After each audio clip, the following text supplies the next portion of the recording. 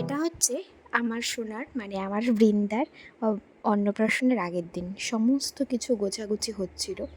তো চলো কালকে কি হয় সবটা তোমাদের সাথে শেয়ার করব। মর্নিং, আজকে একটা দারুণ সকাল তোমাদের সাথে শেয়ার করবো আর সারা দিনটা শেয়ার করব, সেই জন্য আজকের ব্লগটা। আর আজকে একটা খুব স্পেশাল দিন মা হিসাবে, অ্যাজ এ মা হিসাবে আমার কাছে খুব স্পেশাল। তো হ্যাঁ, মা একটা ফোন চলে এসেছিলো, মা হিসেবে আজকের দিনটা আমার কাছে খুব স্পেশাল। তো চলো আজকের ব্লগটা এখান থেকে স্টার্ট করি। তো কী কী হয় কি না হয় সবটা তোমাদের সাথে শেয়ার করবো। তো চলো দেখতে থাকো আজকে কি আছে।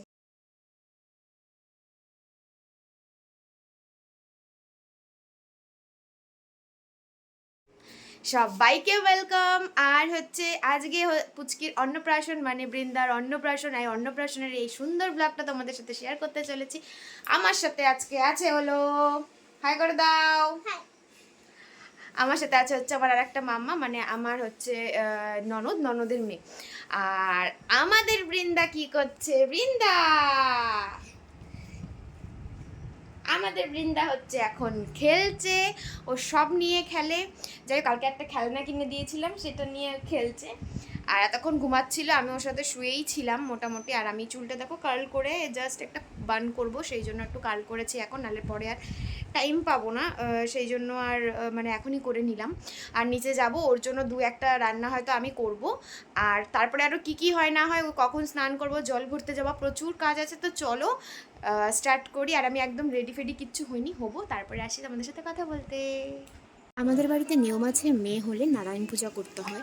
তো সেই জন্য নারায়ণ পূজার কিন্তু মা আর কাকিরা মিলে মোটামুটি সব কিছু অ্যারেঞ্জ করে নিয়েছে। তো আমি আর পুজোতে যাইনি, আমি ডিরেক্ট চলে গেছিলাম পুচকির জন্য একটু ফ্রাইড রাইস করব।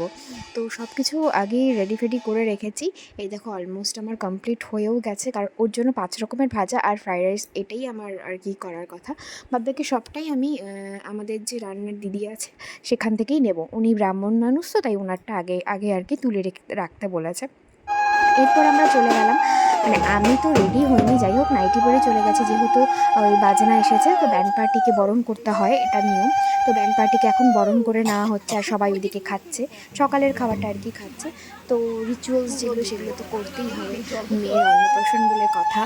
ভীষণ ভীষণ এক্সাইটেড লাগছে, মনে হচ্ছে সেই দিনই পুচকিটাকে কোলে করে নিয়ে এলাম, আজকে ওর অন্নপ্রাশন হয়ে গেল, আস্তে আস্তে বড় হয়ে যাবে। সত্যি টাইমগুলো কীভাবে যে চলে যায়। তো যাই হোক, এখন হচ্ছে বরণ করে তারপরে আমাদের জল ভরতে যেতে হবে, কারণ টাইমটা খুবই শর্ট টাইম, সেই জন্য জল ভরতে যেতে হবে। আর এদিকে কিন্তু আমাদের ঘরের ভেতরে নারায়ণ পূজা কিন্তু চলছে, আর সবাই খুব এনার্জি নিয়ে আর কি কাজ করছে। তো ভালোই লাগছে যে সবাই খুব একসাথে হয়েছে, অনেক দিন পর আবার সবাই মিলে একসাথে, খুব আনন্দ হচ্ছে সব থেকেই। কিন্তু সেই দিনটা পুরো হ্যাট্রিক গেছে একটা, মানে কি বলবো, এতটা গরম, তার মধ্যে ছিল না কারেন্ট। তোমরা পরে আস্তে আস্তে পুরোটাই দেখতে পারবে, বুঝতে পারবে যে বৃন্দার কতটা কষ্ট হচ্ছে। এরপরে আমি যাই একটু রেডি হতে, কারণ আমারও রেডি হওয়াটা দরকার। যাই হোক, এখন হচ্ছে একটু রেডি হলাম, জল ভরতে যাব। তো অত কিছু সাজিনি, জাস্ট একটা কানপাশা পরেছি, আংটি, আর একটা চিকন মালা পরেছি, কারণ প্রচণ্ড গরম আজকে। আর এই হলুদ রঙের শাড়িটা পরেছি, কারণ জল ভরতে যাবো, আর রোদও আছে, বাইরে তো রোদও আছে। আর এসে তারপরে আমি আবার হচ্ছে ড্রেস চেঞ্জ করবো, মানে একটা শাড়ি পরবো, যেটা পরে আমরা মন্দিরে যাবো। তো চলো এখন যাওয়া যাক, চল চল চল মা, চল চল চল। চলো নিচে গিয়ে দেখাচ্ছি কী কী করা হচ্ছে আর কী না হচ্ছে। নিচে এসে দেখি আমার যে দেওর আছে সে, ও আর হচ্ছে আমার কাকা শ্বশুর সবাই মিলে মোটামুটি বেলুন ফোলাতে ব্যস্ত। আর এই ডেকোরেশনটা কিন্তু পুরোটা করেছে আমার ভাসুর আর আমার হাজব্যান্ড মিলে, মানে বৃন্দার বাবা আর বৃন্দার জেঠু। তো মাঝে আমি আবার দেওরকে নিয়ে চলে গেছিলাম জগন্নাথ মন্দিরে, সেখানে আমি ভোগ দিয়েছিলাম। মানে আমার খুব ইচ্ছে ছিল যে আমি জগন্নাথ দেবের ভোগটাই প্রথম আমি আমার মেয়েকে মুখে ভাত দেবো আর কি, সেটা দিয়ে। তো আমার মনের ইচ্ছেটা পূরণ হয়েছে। যাই হোক, আমি আবার এসছি, এসে দেখি মানে বৃন্দা প্রচণ্ড কাঁদছিল, ওকে নিয়ে বসে গেলাম, ওকে একটু খাইয়ে ঘুমিয়ে পড়েছে। তারপরে আমরা চলে গেছিলাম হচ্ছে জল ভরতে। তো আমাকে তো দেখতেই পাচ্ছি আমি পুরো বিপর্যস্ত অবস্থা, মানে একটু সাজতে পারলাম না, এটা আমার একটা মনে আফসোস থেকে যাবে। তো সবাই মিলে আমরা চলে গেলাম জল ভরতে। আর আমাদের এখান থেকে বেশি একটা হাঁটা পথ না, মানে অল্প হাঁটা পথ আর কি, খুব একটা দূরে না। তো সামনেই মন্দির, এই মন্দিরেই কিন্তু আমরা প্রতিটা বিয়ের জল এখান থেকেই ভরি। তো তারপরে এগুলো ঘুরে সব থেকে তোমাদের সাথে যেটা যেটা একটা ইন্টারেস্টিং কথা বলবো সেটা হচ্ছে, সবসময় আমি এই কাজটা অন্য সবাইকে করতে দেখেছি, কিন্তু মেয়ের জন্য প্রথমবার করলাম গঙ্গা নিমন্ত্রণ, তারপর এই গঙ্গা জল কাটা কী আসে রিচুয়ালস সব। এটা করার পরে না ভিতর থেকে একটা আলাদা অনুভূতি জেগেছে। এটা হয়তো সবারই হয়। যাই হোক, তারপরে জল ভরে আমরা এবার যাব বাড়ির পথে। তোমরা দেখতে থাকো সারাদিন আরও কি কি হয়।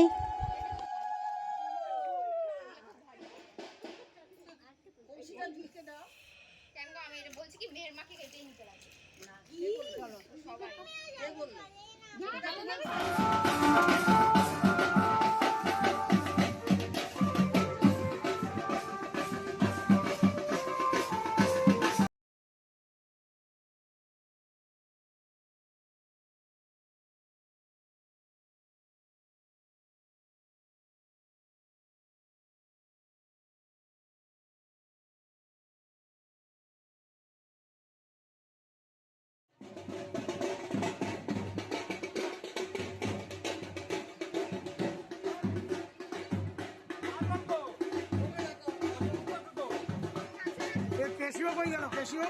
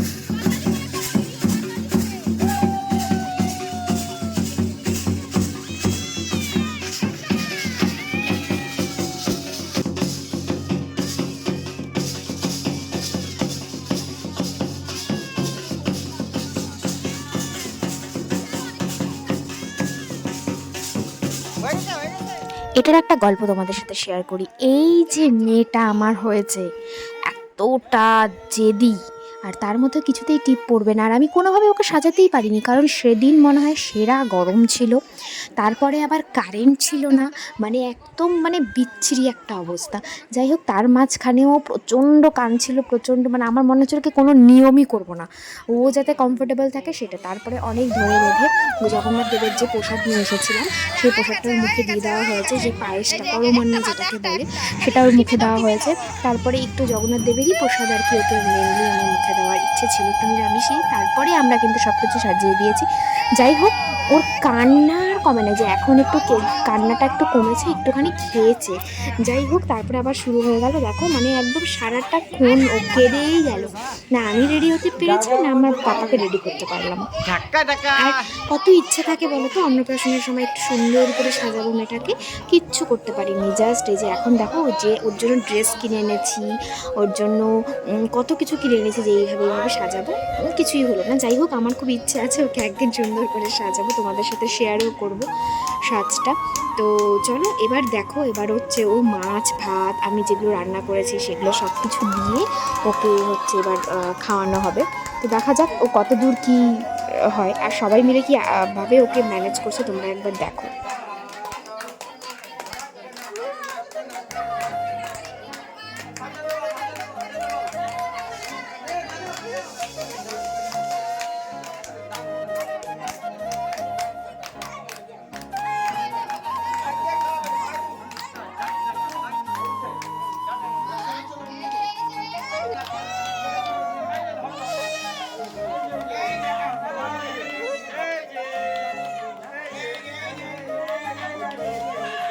চুড়িটা পড়ে গেছে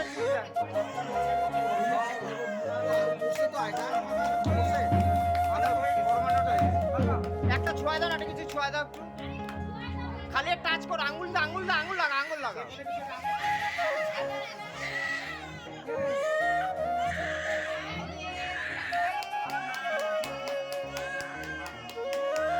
ছোঁয়া আঙুল দা ছোঁয়া না, আঙুল দা ছোঁয়া খালি।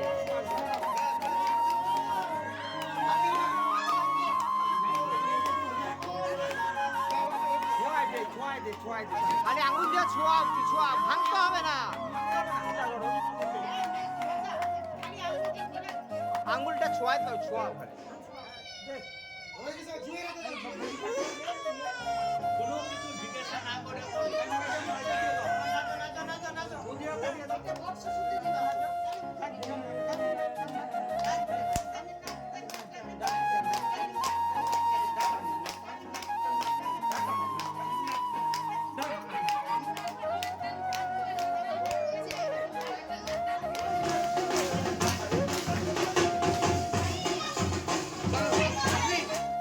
তারপরে আমরা যখন ওর মুখে ভাত হয়ে যাওয়ার পরেই আমরা কিন্তু রওনা দিয়ে দিয়েছি আমাদের আলিপুরদুয়ার দুর্গাবাড়িতে। সেখানে না গেলে আমাদের কোনো শুভ অনুষ্ঠানই সম্পন্ন হয় না, এটাই আমি দেখে এসেছি আমার বাপের বাড়ি শ্বশুর বাড়ি সব দিক থেকে। তো আমরা প্রথমে ওখানে যে ঠাকুরমশাই ছিল তার কাছে ওকে দিলাম, কিন্তু ও একটা ফোঁটাও কাঁদেনি। যাই হোক, ওখানে দাঁড়িয়ে খুব আনন্দ পাচ্ছিল। তারপরে আমরা ঠাকুরের সামনে কিছুক্ষণ বসে তারপরে সেখানে কিছুক্ষণ থেকে জল টল খেয়ে সবাই মিলে গেছিলাম আমরা টোটো করে। খুব আনন্দ হয়েছে।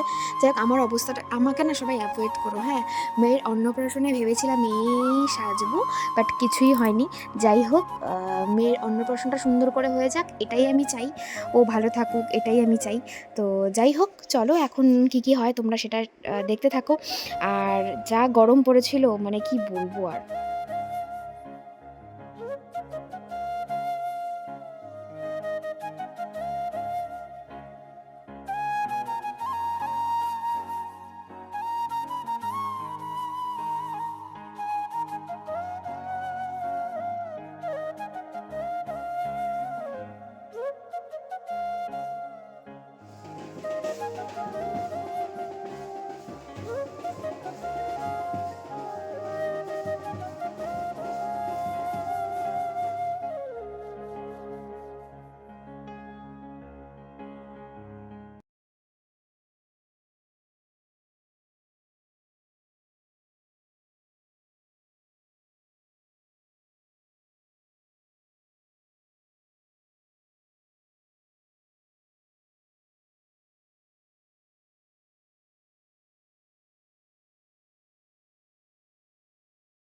তারপরে আমরা আবার উঠে গেলাম টোটোতে, বাড়িতে আসছি। বাড়িতে এসে সবার খাওয়া দাওয়া, মোটামুটি 50 জনের মতো ইনভাইট ছিল আর কি, বেশি করিনি।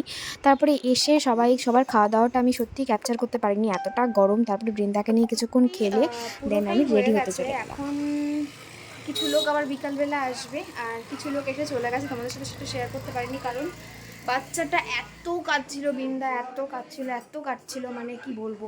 তো সেই জন্য আর করতে পারিনি। এখন আমি একটু রেডি হচ্ছি, তো রেডি হওয়ার পরে তোমাদের সাথে শেয়ার করছি। সবুজ গরমের মধ্যে আর ভাল লাগছে না, মানে কিছু একটা ইচ্ছে, মানে খুব তাড়াতাড়ি যেটা সাজা হয় সেই সাজটাই সাজলাম। একদম হালকা পাতলা একটা সাজ সেরেছি। এখনও কিছু জিনিস বাকি আছে, এখনও করিনি। তো দাঁড়াও দেখাচ্ছি আরেকটা জিনিস তোমাদের সাথে কী কী মেনু আছে না হচ্ছে সেগুলো না সব জানাবো। মানে এত ব্যস্ততা ছিল, আমি কিছু জানাতেই পারিনি। তো যাই হোক, একদম ফুল রেডি হয়ে আসছি তোমাদের সামনে। তো আমি তো পুরো রেডি হয়ে গেছি। আমি না সাজটা আজকে একটু এইরকম সাজার চেষ্টা করেছি, মানে একটা মানে খোপার মতন করেছি, তার মধ্যে একটা ফুল লাগিয়েছি, আর এই কুর্তিটা পরেছি, আর একটা জাস্ট একটা হালকা একটা চেন করছি। কেমন লাগছে? না ভালো লাগছে? হ্যাঁ, আমাকে কেমন লাগতেছে? একদম বিন্দাস। এটা না সান করতে হবে। সবার কাছে শোনার চেষ্টা করতেছে আমাকে কেমন লাগছে, কিন্তু কেউ বলে না। না আসবে তখন যদি ধুয়ে মুখটা ফ্রেশ হয়ে নেই। তো যাই হোক, এই হচ্ছে আমি। কেমন লাগছে বলো? বলো না, বলো না। একটা অন্যরকম সাজে না এটা? এই গামছা আরে আসো তোমার এটা আমার তোরটা ডিপ কালার আমারটা লাইট কালার। মা কই তুই? ওকে দেখা যাচ্ছে না তো এরকম করে খুঁজছিস। আয় আয় কোলায়। তুমি কোলে নাও, তুমি কোলে নাও একটু। এই যে এই যে মা আমাকে কেমন লাগছে বল বল। ভালো না ভালো না?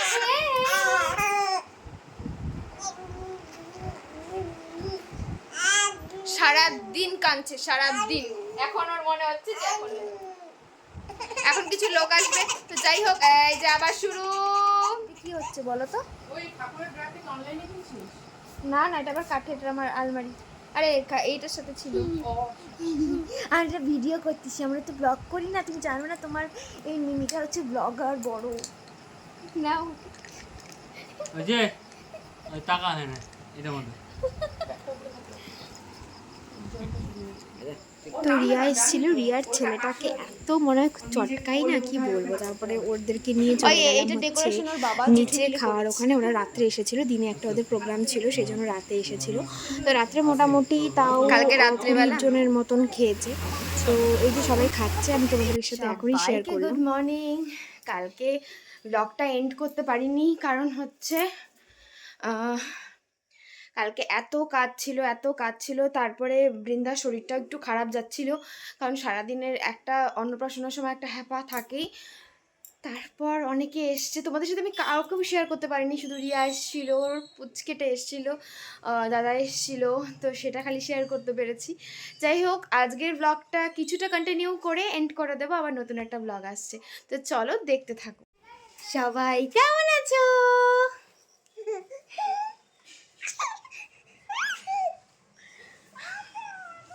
এবার হচ্ছে আমাদের ব্লগটা আজকে এখানে এসে যাচ্ছে। যদি কিছু ভালো থাকে তবে like comment share and subscribe করে দিও।